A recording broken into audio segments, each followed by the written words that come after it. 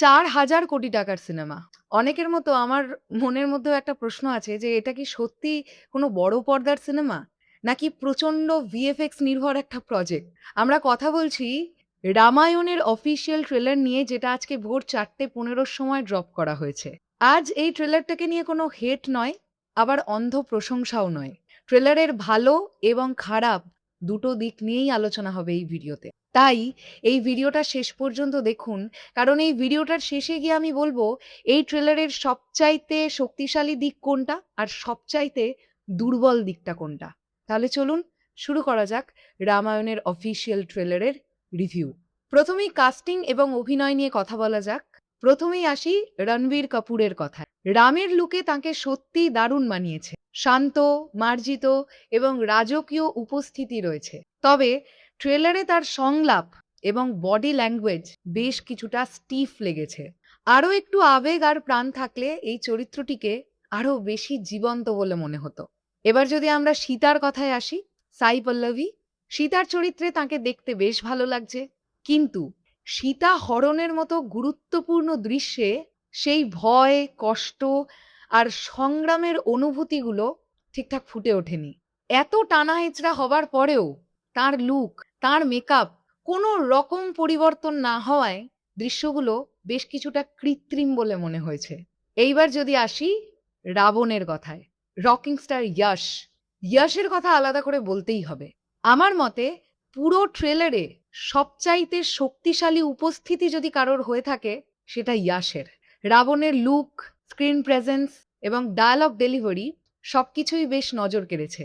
যদিও তিনি নিজেই হিন্দি ডাবিংটা করার ফলে কিছুটা কন্নড় ভাষার টান এসেছে, তবুও সেটা তার পারফরমেন্সকে খুব একটা প্রভাবিত করতে পারেনি। এইবার আসি বাকি চরিত্রগুলোর কথায়। ভীষণ অবাক লাগলো হনুমান ছাড়া রামায়ণের ট্রেলার কিভাবে সম্ভব হয়। আমরা প্রত্যেকেই জানি সানি দেওল তিনি হনুমানের ক্যারেক্টারটা প্লে করছেন এবং এটা আগেই জানতে পারা গিয়েছিল যে রামায়ণের প্রথম পার্টে হনুমানের উপস্থিতি খুব একটা বেশি আমরা দেখতে পাবো না। কিন্তু যেখানে ট্রেলারের ডিউরেশন ৪ মিনিটেরও ওপরে, সেখানে হনুমান একেবারে মিসিং, এটা কোথাও গিয়ে আমি মেনে নিতে পারছি না।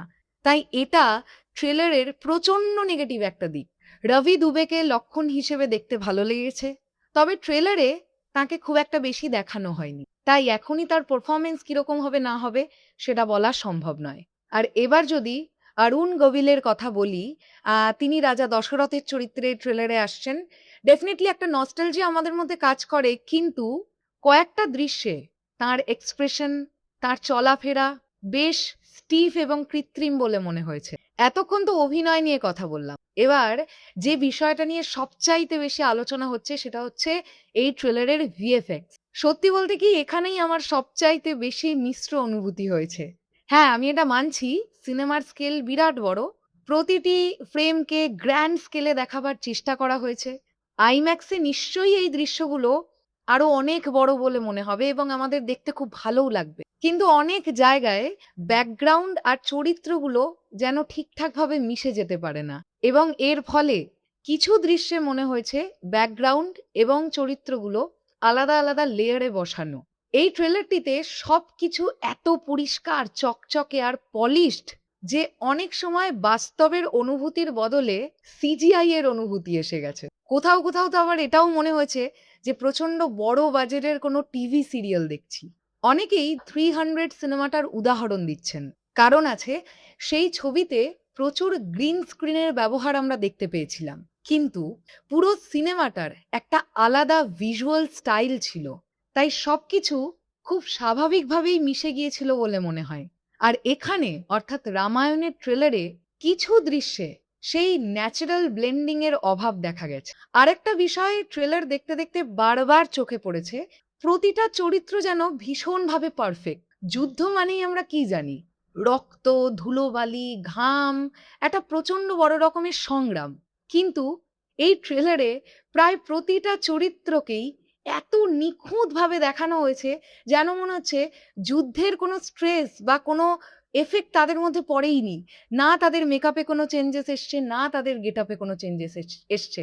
যেটা খুবই দৃষ্টিকটু লেগেছে। আচ্ছা, যুদ্ধ নিয়ে কথা বলছি, আরো একটা বিষয় আপনাদের বলি। ট্রেলারের একটা অংশে দেখতে পাওয়া যায় যে লারা দত্ত, তিনি রামচন্দ্রের মায়ের ক্যারেক্টার প্লে করছেন। তিনি শাড়ির আঁচল এখানে প্লিট করে আঁচলটা ছেড়ে পড়ে আছেন। ঠিক যেমন এখন বা আজ থেকে ১০ বছর বা ১২ বছর আগের মহিলারা আঁচল ছেড়ে শাড়ি পরার ট্রেন্ডটা এসেছিল মার্কেটে। আমি জানি না রামায়ণে কিভাবে রামচন্দ্রের মা ওই স্টাইলে শাড়ি পরে দাঁড়িয়ে আছেন। আবার তার কিছুক্ষণ পরেই ট্রেলারে দেখা যায় সেম শাড়ি, সেম কস্টিউম তিনি পরে আছেন, শুধু পরনের স্টাইলটা আলাদা। যেটা খুবই বাজে লেগেছে। অ্যাকশন দৃশ্যগুলো নিয়ে যদি কথা বলি, অ্যাকশন দৃশ্যগুলো বেশ বড় এবং ভিজুয়ালি সুন্দর হলেও বাহুবলী যে ইমপ্যাক্টটা ফেলতে পেরেছিল, সেই ইমপ্যাক্টটা কোথাও গিয়ে যেন মিস হলো। মিস করলাম আরকি রামায়ণের অফিসিয়াল ট্রেলারে। এইবার আসি মোস্ট ইম্পোর্টেন্ট ব্যাকগ্রাউন্ড স্কোর নিয়ে। যখন আর রহমান এবং হ্যান্স জিমারের মতন ২ কিংবদন্তি একসঙ্গে ব্যাকগ্রাউন্ড স্কোরের কাজ করেন, তখন দর্শক হিসেবে প্রতিটা দর্শকেরই আকাশচুম্বী প্রত্যাশা থাকবে, এটাই স্বাভাবিক। আমি বলছি না ব্যাকগ্রাউন্ড স্কোর খারাপ হয়েছে, কিন্তু ট্রেলারের প্রতিটা দৃশ্যকে গায়ে কাঁটা দেবার মতো যে অনুভূতিটা ব্যাকগ্রাউন্ড স্কোর ফিল করাতে পারতো, সেটা কোথাও গিয়ে মিস করেছি। ব্যাকগ্রাউন্ড স্কোর আমার আপ টু দ্য মার্ক বলে মনে হয়নি। তাহলে এখন প্রশ্নটা হচ্ছে, ট্রেলারটা কি খুবই খারাপ? উত্তর হলো না, ট্রেলারটা খারাপ নয়, আবার একেবারে নিখুঁতও নয়। সব মিলিয়ে রামায়ণের ট্রেলার আমাকে কিছুটা মুগ্ধতা দিতে পারলেও বেশ খানিকটা হতাশাও দিয়েছে। এবার চলুন আলোচনা করা যাক এই ট্রেলারের শক্তিশালী দিকগুলো কি আর দুর্বলতার দিকগুলো কি। সবচাইতে বড় শক্তিশালী দিক হলো বিরাট বড় স্কেল। দ্বিতীয় পয়েন্ট, শক্তিশালী কাস্টিং। তৃতীয় পয়েন্ট বলতেই হবে রকিং স্টার ইয়াশের উপস্থিতি। এবং ফোর্থ পজিটিভ দিক হলো সিনেম্যাটিক অ্যাম্বিশন। এবার যদি আমরা নেগেটিভ দিকগুলো নিয়ে কথা বলি, প্রথম নেগেটিভ দিক, কিছু ভিএফএক্স প্রচন্ড আর্টিফিশিয়াল বলে মনে হয়েছে। নাম্বার 2, গ্রিন স্ক্রিনের ব্লেন্ডিং সব জায়গায় পারফেক্ট হয়নি। নাম্বার 3, অনেক আবেগঘন দৃশ্যে মানবিক অনুভূতিগুলোর বেশ বড় রকমের ঘাটতি দেখা গেছে। নাম্বার 4, অ্যাকশনে আরো বেশি ইম্প্যাক্ট আশা করেছিলাম, যেটা পাইনি। এবং নাম্বার 5, ব্যাকগ্রাউন্ড স্কোর আরো অনেক বেশি শক্তিশালী হওয়ার দরকার ছিল, যেটা হয়নি। আর আরো একটা বিরাট বড় নেগেটিভ দিক, আবারও রিপিট করছি, হনুমান মিসিং ট্রেলার থেকে, যেটা জাস্ট নেওয়া যাচ্ছে না। তবে একটা বিষয় আমাদের মাথায় রাখতে হবে, এটা শুধুমাত্রই একটা ট্রেলার। অনেক সময় ট্রেলারে যা যা আমাদেরকে দেখায়, সিনেমাটা দেখার সময় আমরা অনেক ভালো অভিজ্ঞতা পাই।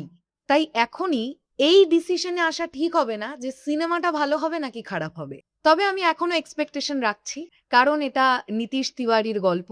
আর নীতিশ তিওয়ারি ইমোশনকে সুন্দরভাবে তুলে ধরার জন্য প্রচন্ড দক্ষ একজন মানুষ। আশা করি পুরো সিনেমায় মানবিক অনুভূতিগুলো আমরা অডিয়েন্স হিসেবে ফিল করতে পারবো, যেটা ট্রেলারে করতে পারিনি। সব মিলিয়ে রামায়ণের অফিসিয়াল ট্রেলারকে আমি 10-এর মধ্যে 7 দিচ্ছি।